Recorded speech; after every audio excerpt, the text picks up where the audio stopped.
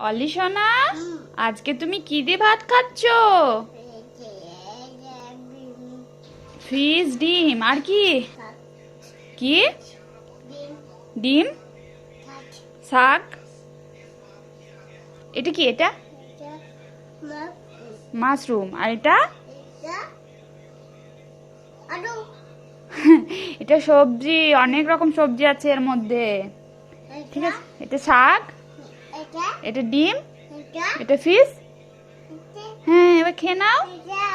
তুমি কোনটা খাবে আগে? খাও, যেটা ইচ্ছা সেটাই খাও। তাহলে যেটা খাবে সেটাই খাও। ও, এই কোন হাতে খাচ্ছ তুমি? ডান হাতে করে খেতে হয় ভাত, ডান হাত। এটা বাঁ হাত, ওটা ডান হাত। হ্যাঁ, ডান হাতে করে ভাত খেতে হয়। হ্যাঁ। না বাবু, ওই হাতে ভাত খেতে নেই, খেতে নেই বাবু।